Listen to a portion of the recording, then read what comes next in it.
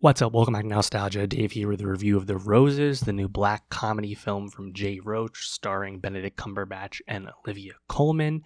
This film is a remake of the 1989 film The War of the Roses starring Michael Douglas and Kathleen Turner, which of course was adapted from a novel of the same name from 1981.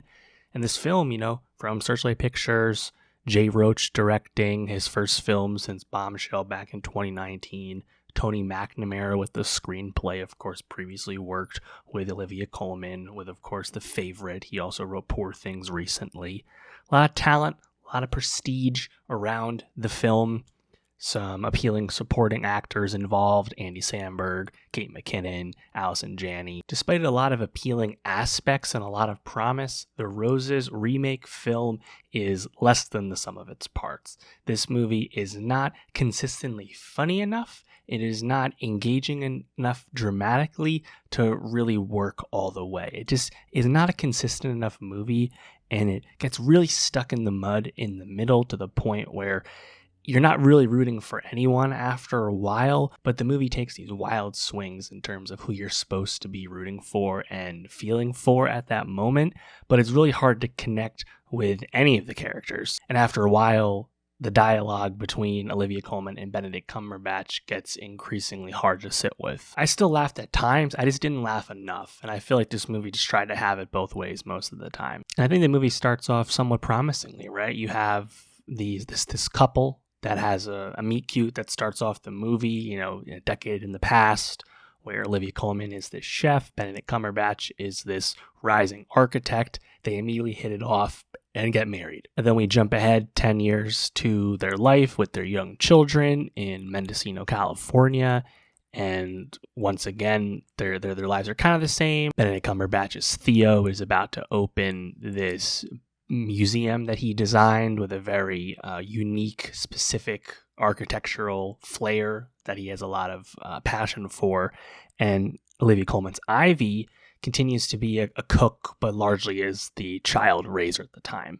And the movie, of course, shifts where disaster strikes and Theo is ruined effectively and embarrassed in the community when his building gets destroyed in a storm.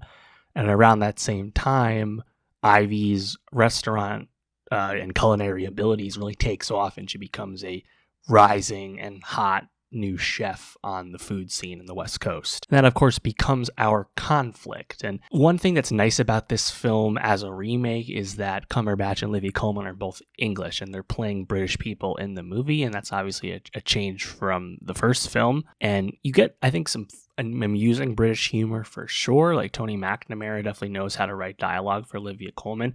I don't have a problem with most of the dialogue necessarily. I just have a general issue with where the script takes us, because I think we spend so much time belaboring the strained relationship between Ivy and Theo and their inability to communicate, their inability to connect with each other. And they both have their own self-interest and their own ego in different respects. And you're seeing it and you're just kind of watching a car crash in slow motion.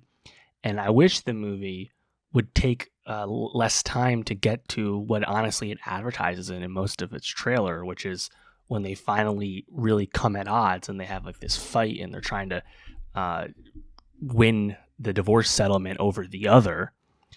That is really not much of the movie at all. That's the last 15, 20 minutes, And I think we just spend a lot of time spinning our wheels in that middle section. The kids are largely written out of the story after a while. I guess it's pretty amusing how quickly they become super mature 13-year-olds in the story. Allison Janney, literally in the movie for one scene, didn't expect that. Although that is a nice scene, a memorable scene, performance from her that she's in. Nakuti Gatwa, honestly, as the one of the waiters working for Ivy at her new restaurant, he is actually great. Honestly, I loved his energy. I loved his personality. I would have loved more of him, honestly. I think it's probably my favorite performance. I think Cumberbatch and Colman are both pretty good. I think Colman's better, but it's just they're playing just despicable characters, both of them, and why they're despicable is again different. And I think that contrast is supposed to be the appeal of the film, but I think it's just very inconsistent as it moves along. And a lot of the other supporting characters don't make a huge impression. Like Andy Samberg, Kate McKinnon, a lot of stuff that's supposed to be played for laughs but isn't super funny. Yeah, I thought this film was honestly just kind of fine, but you can kind of tell, like, I think Searchlight knew this wasn't as good as they were hoping it to be. That's why it's a Labor Day release and not a festival premiere leading into a more traditional fall release. Like they know this is not going to be an awards movie. It's just not good enough. So win some, you lose some. Tony McNamara after The Favorite and Poor Things. I don't think this script will be super memorable from him, although some good dialogue, I suppose. And then Jay Roach, I mean, to have this be your first film since Bombshell, which Bombshell was fine, but I think got some awards recognition, which made some sense.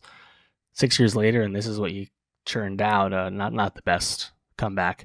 Let me know, though, what you think of The Roses. How'd you feel about the movie? And for more movie reviews, subscribe, and I'll see you next time.